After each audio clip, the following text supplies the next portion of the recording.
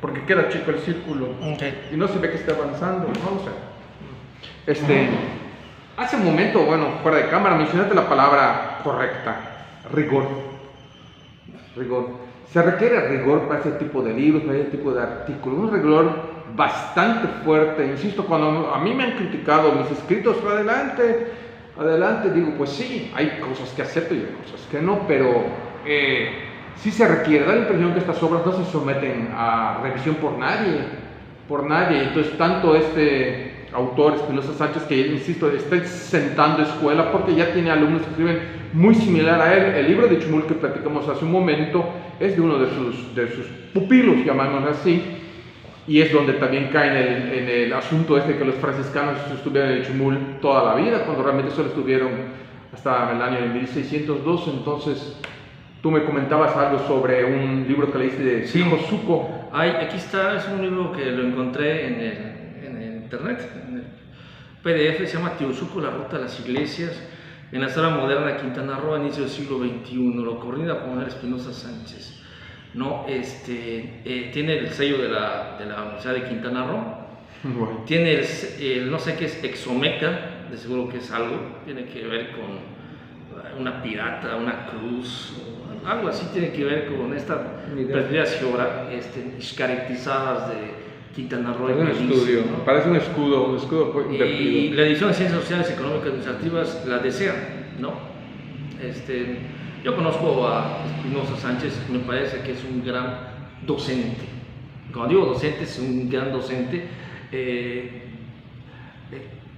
No conozco cuestiones de Newton en la Nueva España, pero yo creo que él es especialista en esos temas, ¿no? Yo creo que es muy difícil, y yo lo he vivido, compañero, cuando haces una investigación doctoral y de maestría y te especializas en una región. En ese caso yo me especialicé en Quintana Roo, en Yucatán, ¿no? Es un trabajo, ¿cómo se llama?, de años, más de 10 años. En el 2015 yo intenté salir de esa región historiográfica para trabajar de cero en Morelos, en el estado de Morelos, ¿no? Trabajo de archivo, yo vivía allá, y quería a ver qué me meto, ¿no? La Revolución, Zapata. Lo primero que hice, pues me fui a leer a John Womack y creía que yo conozco algo de la historia de Morelos y me dijeron que Womack, ¿cómo vas a leer a Womack? Y esto. Y se aprende en el proceso, se aprende de los errores, ¿no? Conoces más y es muy difícil adentrarte en una región historiográfica, como es el caso de la península, que es ya como digo, José un literato de principios del siglo XX, es el país que no se parece a otro, ya sea en términos, los procesos históricos, los procesos geográficos, la lengua, la cultura misma, muy signada por el Caribe, por su relación con Cuba y también hasta en el siglo XIX y el XX la relación con Nueva Orleans, ¿no? Nos ha hecho dado una característica propia a la península, a los yucatecos, ¿no? Y obviamente también a los quintanarroenses, porque y a los campechanos, aunque se molestan los campechanos, ¿no? Eran yucatecos, ¿sí, no? Pero pasar de esta región a, no sé, hasta Oaxaca, Morelos o Guerrero o incluso de marcha hacia el norte es tremendísimo, es un reto y que hay que cumplirlo, ¿no? Y hay que ser riguroso, la rigurosidad histórica, ¿no? El caso, ¿cómo se llama? Yo puedo darte ejemplos de historiadores y historiadoras, ¿no? Que han salido de su región para meterse en Yucatán y han dado, ¿sabes qué?, ejemplos y narrativas históricas y trabajo que, digamos, oye, esto es importantísimo, este trabajo que están haciendo, ¿no? Gente que al principio por el caso de la doctora Laura Machuca, que ella era especialista, sigue siendo especialista, creo que en Oaxaca, ¿no? En el istmo oaxaqueño, y viene y escribe un trabajo sobre una mirada de las haciendas, de los hacendados yucatecos, muy distinto a cómo se había abordado la hacienda y los hacendados en Yucatán, ¿no? O sea, y otros trabajos posiblemente que hace Laura Machuca, ¿no? Sí, de hecho tiene un estudio comparativo de la segunda mitad del 18 entre las áreas de Tehuantepec y Yucatán, muy interesante. Sí. Muy bueno. En el caso de Quintana Roo, hay que decirlo, aunque me vayan a pecar, yo lo digo por mi cuenta porque yo lo he escrito y yo trabajo allá, yo me he formado en la ciudad de Quintana Roo y me jacto de de conocer lo que se ha escrito, casi todo lo que se ha escrito sobre Quintana Roo en las áreas de historia y antropología también. Tenemos una academia, digamos, yo digo una academia desarraigada. Son generalmente casi todos los investigadores que están en la UCRO, no es el caso de la UINCRO, ¿no? Los procesos que se hacen, y lo he escrito en anteriores artículos, que pues son academia chilangocéntrica, llegan acá, no hay rigurosidad para el conocimiento. ¿Qué te refieres con chilangocéntrica? Porque la perspectiva es desde el centro, ¿no? No hay un arraigo, y en el arraigo, cuando yo hablo del arraigo, tiene que ver con la rigurosidad para el conocimiento de los archivos, para el conocimiento de la documentación, de lo escrito, de de trabajar a ras de pueblos. En ese libro que te digo, el libro de Tiosuco, Ruta de las Iglesias, hay tremendas falencias, ¿no? Sí, es la misma autora, andar por el mismo autor, y lo triste, es que hay varios alumnos que lo escriben, y el autor, como no conoce algunas cuestiones, ¿no? El índice. Como no conoce la geografía, da por hecho ciertas inexactitudes, ¿no? Por ejemplo, estaban hablando, hay un texto de este libro de Tiosuca Orán, que San Antonio Tuc es un pueblo olvidado, que sus habitantes en el San Antonio Tuc no conocen la civilización, de vez en cuando llegan los blancos o allá y no conocen, creo que hasta ni la tele conocen, ¿no? O sea, San Antonio Tuc es un pueblo que pertenece al municipio de José María Morelos. Yo conozco San Antonio Tuc, no está aislado y hay relación. O sea, me parece que esto es desconocer, y más que desconocer, incluso es decir por decir cosas incoherentes, escrito desde Chetumal, ¿no? Y muchas veces hay que parar. Y el problema que es que en Chetumal, compañero, el problema que en Chetumal y en Quintana Roo no se tiene la importancia de los archivos. No hay archivos de peso en Quintana Roo. Van a decir, oye, pues claro que no, pues apenas está No está tan lejos. Que es del siglo XX, pues sí, siglo XX, pero no tenemos el periodo de de Margarito Ramírez, está completamente vacío en el archivo de Quintana Roo. Tenemos que ir a la Ciudad de México, ¿no? Por eso es centrista la cosa, ¿no? Otros periodos que también están en la intemperie, ¿no? Y casi la mayor parte terminan esos hasta 1240, ¿no? Y eso no es, no es de todo el tiempo en Quintana Roo. Habría que decir, y eso lo he dicho, en los primeros años de la Universidad de Quintana Roo se empezó a gestar una investigación de peso, sólida, con Carlos Macías Richard, con Antonio Higuera Bonfil, con Lorena Careaga, con Luz del Carmen Vallarta Vélez, incluso con Gabriel Arón Macías Zapata. Vélez tiene un libro sobre los payovispenses, sobre el payovispo, ¿no? Entonces, esos libros, esa camada de historiadores que sí eran del centro del país, son muy distintos a lo que estamos viendo ahorita, a esa historia que está desarrollada, todos ellos. la mayor parte. Pero el trabajo que hicieron ellos es tremendo. Es bueno, es muy bueno. Pero, ¿qué mucho. sucedió, compañeros, lo que estoy diciendo? ¿Qué sucedió en 20 años?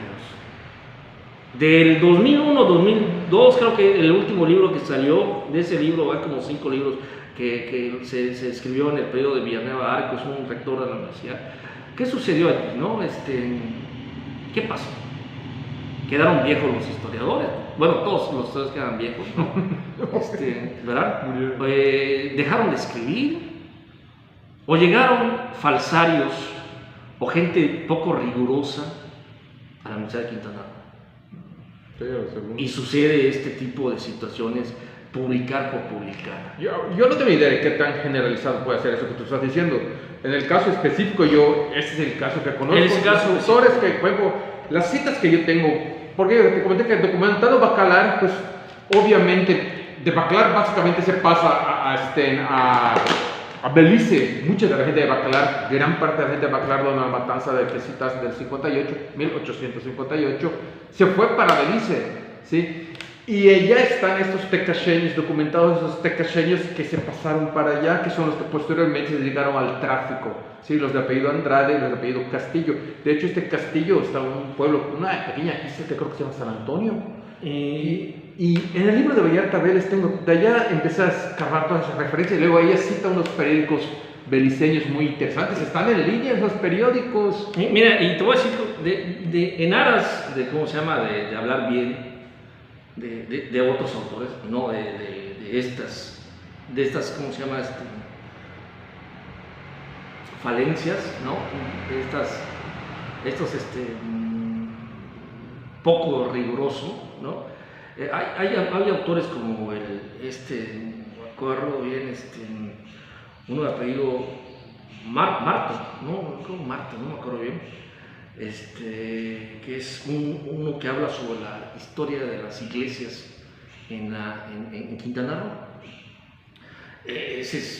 Sus trabajos de él es de Lina, sus trabajos son excelentes, ¿no? ¿Son trabajos publicados? Ajá, publicados. Hay una tesis que acaba de salir del CIESAS, creo que hace 2 años, sobre la ruta militar que hizo Ignacio Bravo, de Peto hacia Chan Santa Cruz, una historia geográfica de la guerra de castas, ¿no?, de ese proceso, ¿no?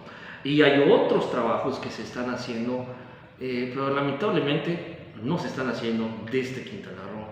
Y se está haciendo desde Mérida, desde el CIESAS, se está haciendo desde Lina, se está haciendo desde la Ciudad de México, y aquí pues, se hace esto signado por una universidad. Me parece que hay ese respaldo que le da cierta certificación que esté respaldada por la UCRO. Y ahí yo veo un pequeño problema. Porque eso, pues los muchachos que trabajan con él, pues obviamente, quizás caen un poco en la trampa y pueden seguir un camino pues, bastante equívoco. Digo, eso se puede notar. Esta revista me parece, no tiene, los artículos no tienen, ¿cómo se llama? El resumen inicial en 15 idiomas. Sí, esa revista Vides y no sé qué, ¿no?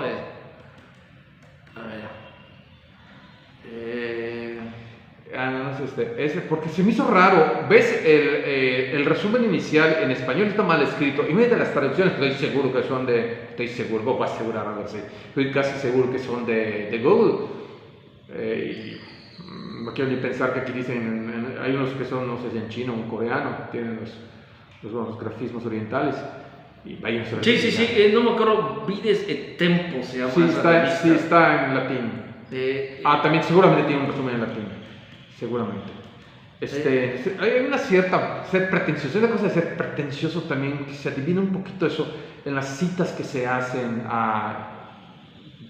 Da la impresión que la intención un poquito de marear al lector. Da rarísimo el estilo de escritura, y esto hay una falta de error tremendo. No quiero, retomar un poco lo de los escritos de Bacalar, de Espinosa Sánchez. no quiero, ¿cómo se llama?, entrar en detalles porque se requiere haber leído el artículo, ¿no?, para hacer la comparación. Por eso fue bastante general en la crítica. Nada más, como para resumir, ¿no? El error de decir, de confundir a Bacalar con una cita mal interpretada de Diego Boludo con Valladolid, ¿no? Y de ahí sale la falsa hipótesis, bueno, no es ni hipótesis, la falsa idea de que existieron dos Bacalar. No hay dos Bacalar, ¿no?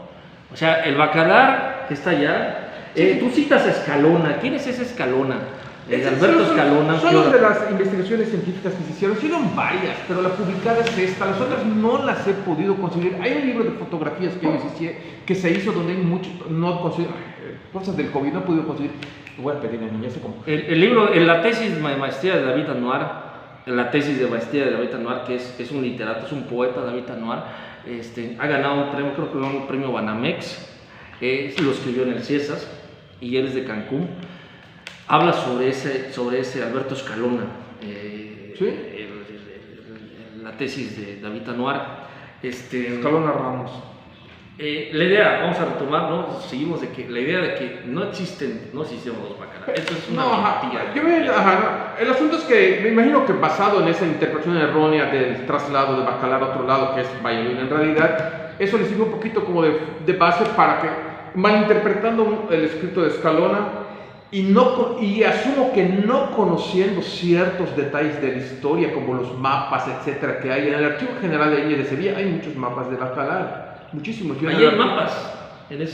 No tienen mapas de esa naturaleza. Y es muy triste, pues, si está hablando sobre y están los mapas maravillosos a colores. El problema, ¿cómo se llama de los historiadores? Es que creo que rehuyen de los mapas, tienen miedo. Y no citan, o sea, dices, ¿por qué no citan eso? ¿Por qué no consultaron a la JAI? Por ejemplo, si yo logré encontrar esa información en periodo de COVID, logré encontrar casi toda esa información. O sea, ¿qué quiere decir eso? Que esa información está en línea, ¿sí? Está disponible para su lectura. Dices, este libro se escribió no en periodo de COVID.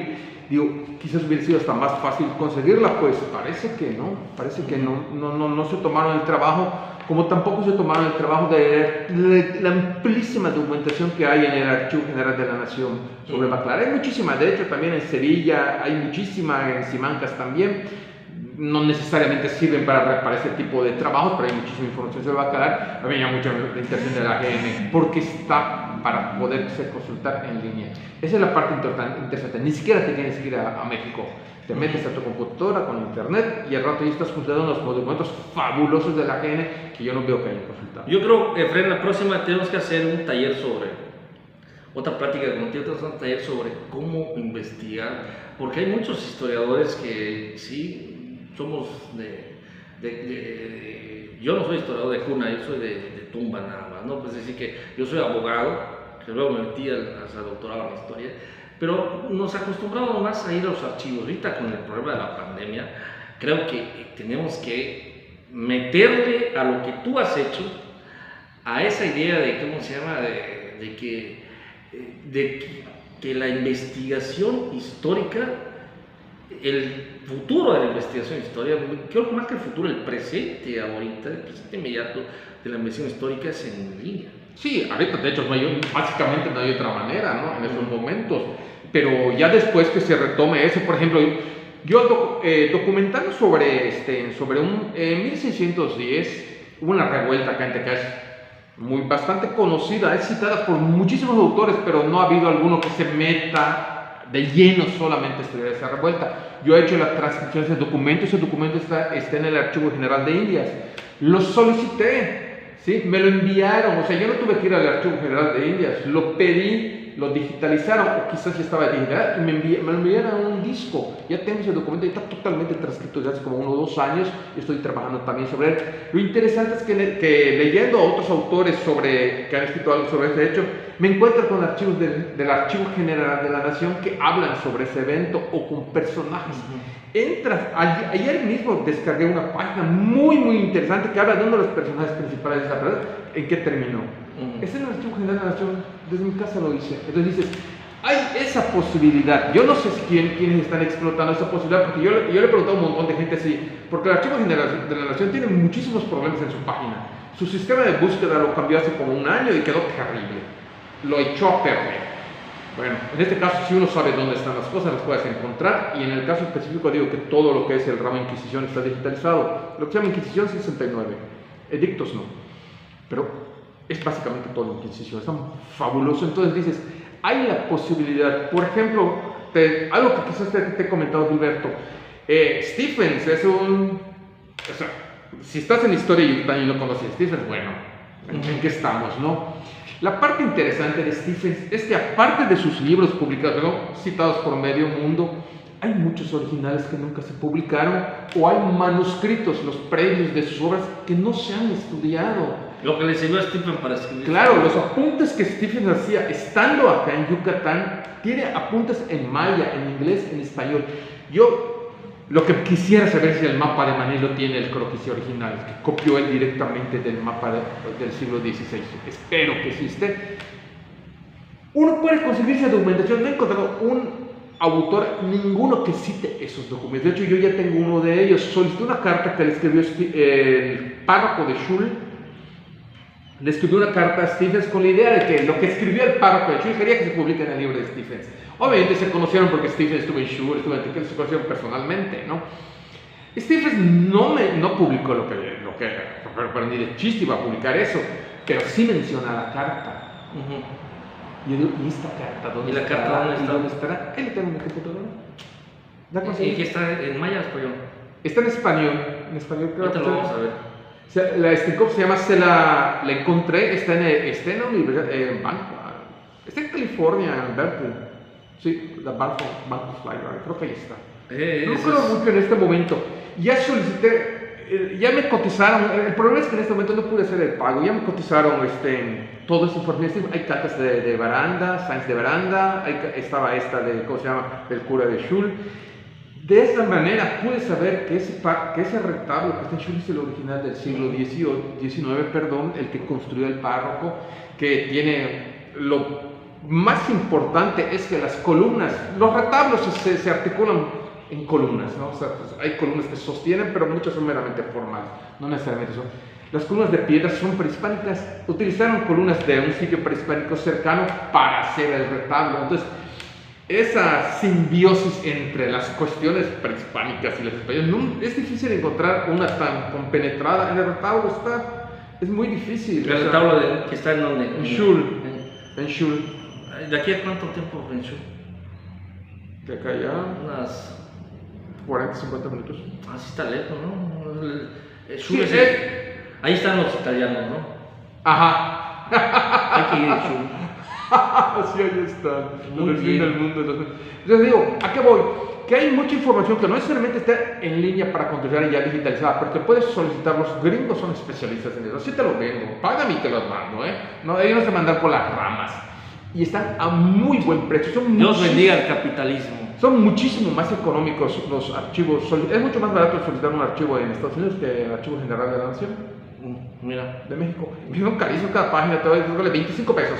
No, ya te salen, dame $20 y te escaneo de acá a acá, te dicen. Si quieres más, dame otros $20. Y te dan un tambachote de información. No, pero tú saber qué vas a encontrar allá tampoco, porque digo, pues yo con el caso de Shul me encontré un tesoro. ¿Tienes el texto de Shul? Claro. ¿Cuál es el del cura de Shul? Sí, el cura de Rodríguez. El cura. Okay, muy bien. Antonio Rodríguez. Bueno, retomando, para terminar, creo que vamos a seguir platicando con Efraín Torres. Hay que hacer pero hay que tener un estudio con aire acondicionado. Claro, un chorreando. Sobre estas cuestiones que nos vamos obviamente encontrando en nuestra revisión diaria de lo que se escribe en Yucatán y sus anexas, que es Quintana Roo y Campeche, ¿no? En Campeche no conozco tanto porque Campeche... Oye, los campechanos dicen anexas. Sus anexas campechanas y quintanarroenses, ¿no? Con el fin de divulgar la historia y con el fin también de defender a la historia, ¿no? porque la historia se defiende, lo defienden los historiadores en varios sentidos. Una es estar en los archivos, revisar los archivos, rescatar información, y otra tiene que ser también cuestionar a esa falta de rigurosidad, a esa falta de profesionalismo, a esa chabacanería y también a ese romanticismo a veces que tienen algunos historiadores, que tanto amateurs como profesionales. Vimos el caso de que es un doctor, ¿no? A mí lo que me sorprende.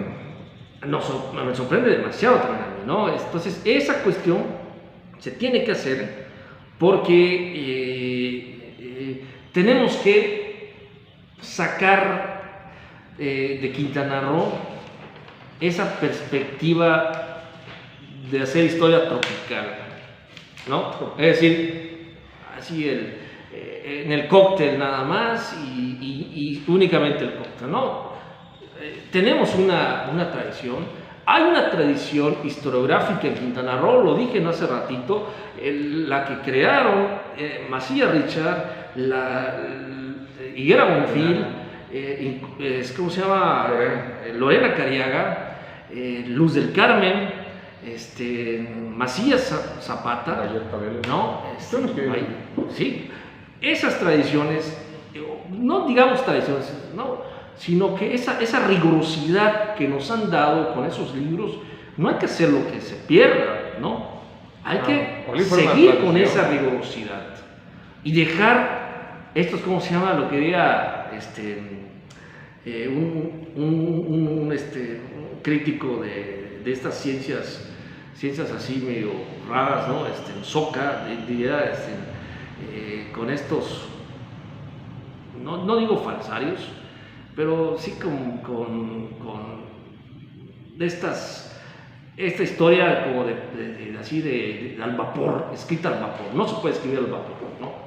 Sí, está muy extraño.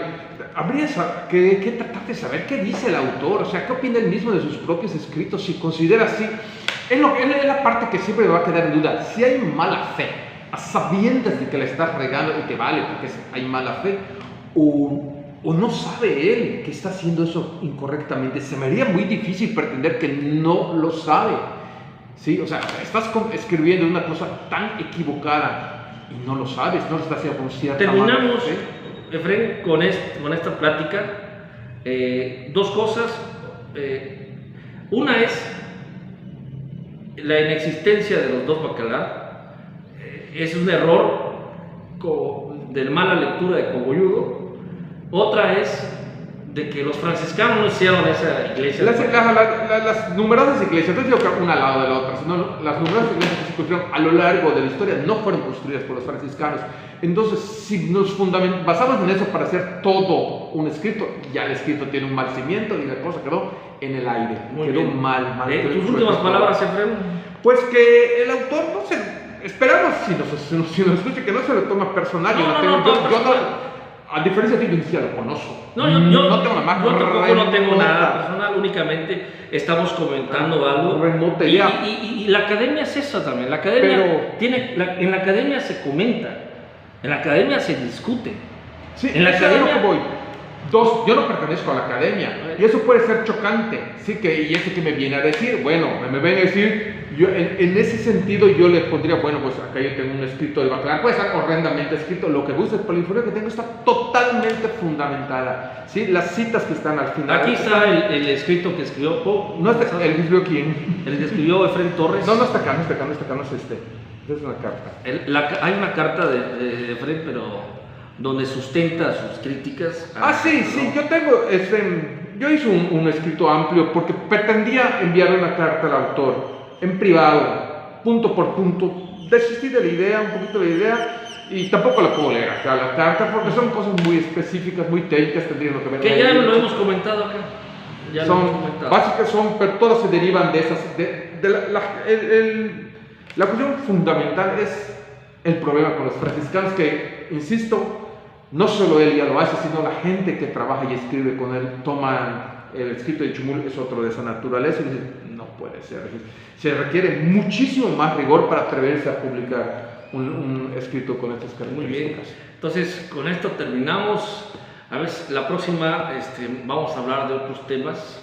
A ver si hablamos de la historia bonito de aquí de No, hay libros maravillosos que uno consulta, también hay que hablar de ellos. A mí me encantan los libretos, ¿ah? Vamos a hablar de bretos, ¿qué te parece? En el próximo video vamos a hablar sobre bretos, Yo tengo como la 4 o importancia, 5 de sus libros. la importancia de Andrés, ¿no? Miguel Américo Bretos. Américo Miguel Bretos, Miguel Américo Bretos, la A es Américo. que queda así, ¿no? Vamos a hablar de la importancia de bretos en la historia eclesiástica. Él ha escrito acerca de la historia del de Yucatán y su libro más lujoso es acerca de la historia de la Catedral de Fábulas, un libro tote. Okay. Ahora bien, también hay uno que quedó allá, Bretos de tener más de 100 años, porque no ha muerto, pero sí ha de tener más de 100 años. Hay un libro que yo conozco de bretos que lo tengo, es sobre la literatura Dante, un pequeñito libro sobre las iglesias en Yucatán. Es el primero que escribió de las iglesias de arte y arquitectura de Yucatán del siglo XVI-XVIII, que se llama el libro. Muy bien. Ahí quedamos entonces, a ver si la próxima semana otra vez charlas con Efrén Torres, Gilberto Avilés y Efrén Torres, y con eso nos despedimos. Se aceptan sugerencias. Se aceptan sugerencias.